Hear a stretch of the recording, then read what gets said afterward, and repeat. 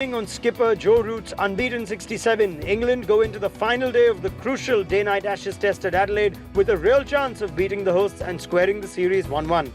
This after Woakes and Anderson put up an excellent seam bowling performance as the visitors skittled out Australia for just 138 in their second innings.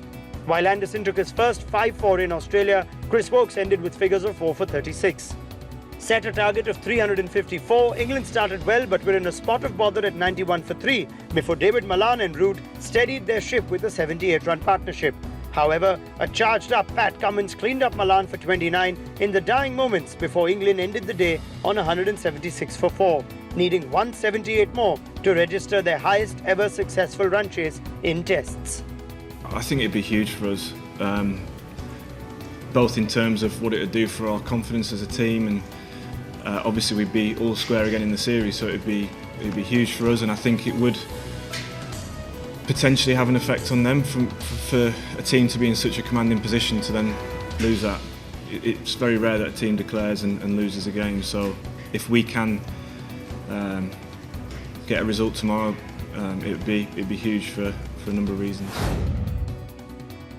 After dismissing Sri Lanka for 373 at the start of day 4 of the Delhi test, India rapidly raced to 246 for 5 with the help of 50s from Shikhar Dhawan, Virat Kohli and Rohit Sharma before declaring their second innings in the final session of play. Chasing a target of 410 runs, Sri Lanka started badly as Mohammad Shami removed Sadira Samara Wikrama for 5 and 2 quick wickets further by Ravindra Jadeja dented Sri Lanka's chances to pull off an unlikely draw or win on the final day of the test. With a win, India will equal England and Australia's record of 9 consecutive Test series wins. The new wall of Indian cricket, Cheteshwar Pujara, has become the leading run scorer in Tests this year. Scoring 49 in the second innings of the Delhi Test against Sri Lanka, the current world number 2 batsman surpassed South Africa opener Dean Elgar and has now registered more than 1,100 runs this season, by far his career best in a calendar year.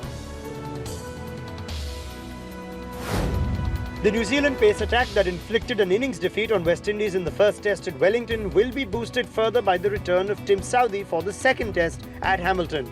Southee, who had missed the first test due to the birth of his child, will swap the slot with George Worker, who was his replacement for the squad but couldn't make it into the playing 11 of the first test. The hosts will also be missing the services of injured wicketkeeper BJ Watling. However, Tom Blundell, who scored a century on his debut in the first test, will continue to be his replacement. West Indies captain Jason Holder is set to miss the second and final test against New Zealand at Hamilton after he was handed a one-match suspension for maintaining a slow over rate during their innings defeat against the hosts at Wellington. While Holder has been fined 60% of his match fee, his teammates have been fined 30% for the same offence.